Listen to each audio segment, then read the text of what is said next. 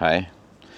Det her bliver nok en af de videoer, der er sådan lidt mere nørdet for de folk, der godt kan lide at hive lidt data ud fra bilen.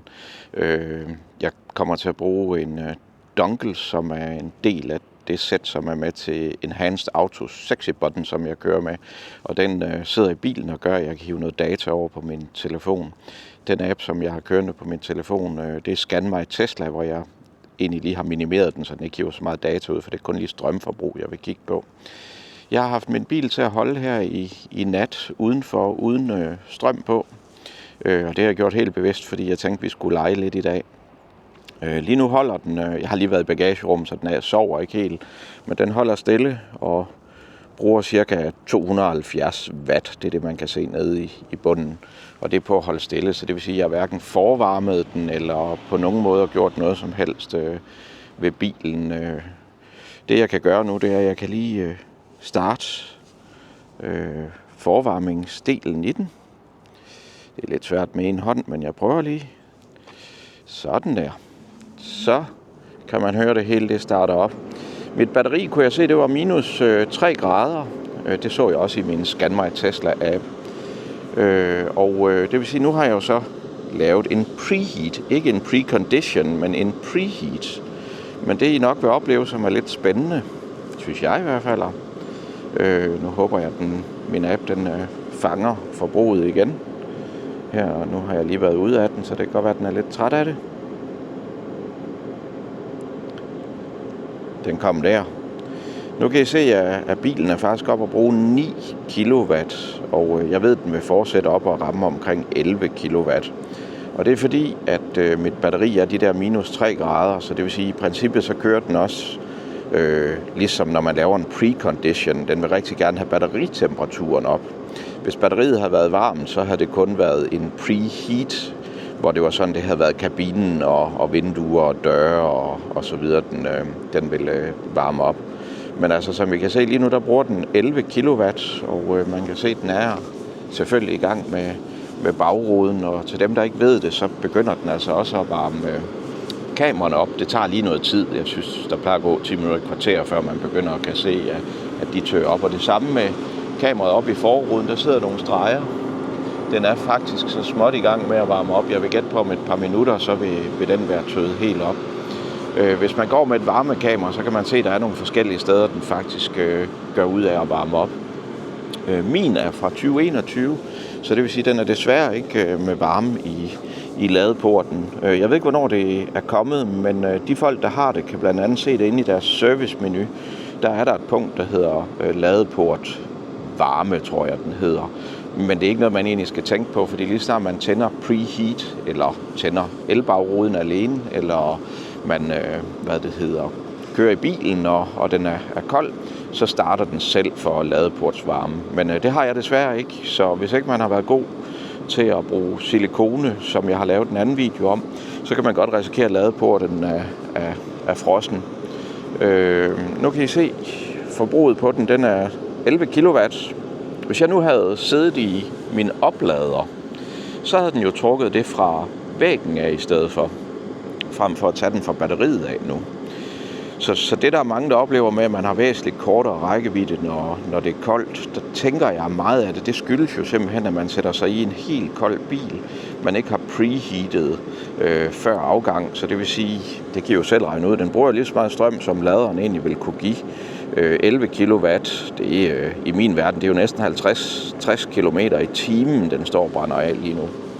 Der skal siges, at det bliver den jo selvfølgelig ikke ved med, når den er op på en batteritemperatur, som bilen er mere glad for, så slår den mere, den slår egentlig væk fra precondition, selvom det ikke er det, jeg har slået til, men går en preheat i stedet for. Så det vil sige, så går den over til, den kun vil bruge strøm på at få kabinen op på den temperatur, man gerne vil. Og hvis den nu havde været kold, så vil den ligge på omkring 4 kW, indtil kabinetemperaturen bliver nået. Og når man så når den temperatur, man har sat den til, 20, 21, 22 grader, eller hvad man nu vil, så vil forbruget falde ned til omkring 1,5 kW, hvis man holder stille. Jeg har prøvet at eksperimentere lidt med, om jeg kan finde ud af, hvor meget sædevarme bruger af strøm. Og ud fra hvad jeg kan se, så er det lige under 100 watt per sæde. Hvis jeg tænder alle 5 sæder, de 2 forreste og de 3 bagerste, så forbruger den 400 watt. Så hver enkelt af dem kan jeg se, når jeg aktiverer dem. Det er lidt svært, fordi den står jo og kører sådan her. Men det er cirka lige under 100 watt per sæde, så der er jo ingen tvivl om, at sædevarmen, som Tesla også anbefaler, er noget bedre at bruge. Men nu blev bagruden i hvert fald tøet op. Kameraet er stadigvæk ikke... Der går noget tid. Nu ved jeg ikke på de nyere modeller, om den er hurtigere, men jeg har set, at det virker. Og frontkameraet blev i hvert fald tøet op, som det skulle. Så nu er den helt op at bruge faktisk 12 kW.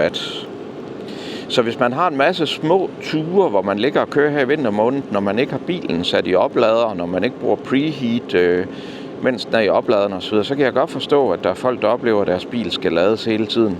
Fordi det her, det er jo et kraftigt forbrug. Nu kan jeg desværre vist ikke i den her view, jeg har her. Jo, jeg kan se, at mit batteritemperatur ligger på 3,5 grader. Og jeg vil faktisk mene, at den bliver ved at bruge så meget strøm, indtil mit batteri kommer op på over 5-6 grader, og så skruer den lidt ned for det, men over det. Hvis vi går ind i den, så vil jeg gætte på, nu har jeg ikke været inde i den endnu, men det gør jeg lige. Og den åbnede som ingenting. Silikone er din ven.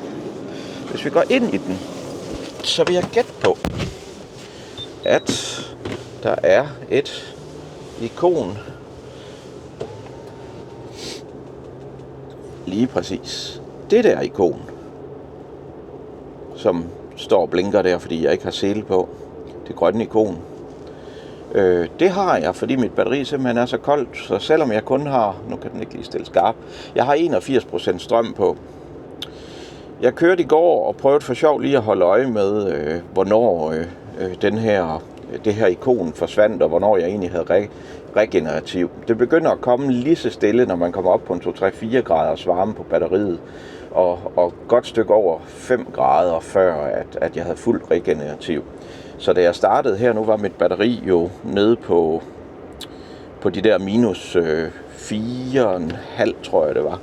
Og lige nu er den faktisk stadigvæk på minus 3. Men når den lige får lov at have taget de første par minutter her, så begynder batteritemperaturen hurtigt at stige. Hvis vi skal snakke lidt om strømforbrug, så når man kører i bilen også om sommeren, når man er på vej over til en supercharger for at lade, og man så sætter precondition til, så skal man også forvente, at man har et batteriforbrug på de der godt og vel 11 kW. Nu kan jeg se, at den faktisk allerede er faldet en lille smule her. Så hvis den kører preconditioner en halv time, inden man kører til rammer superchargeren, så har den jo altså brugt næsten 5,5 kW strøm, eller omregnet, hvis vi nu siger 5 km liter, eller ikke literen, men per kilowatt, så har den jo brugt en 25-30 km bare på at preheate.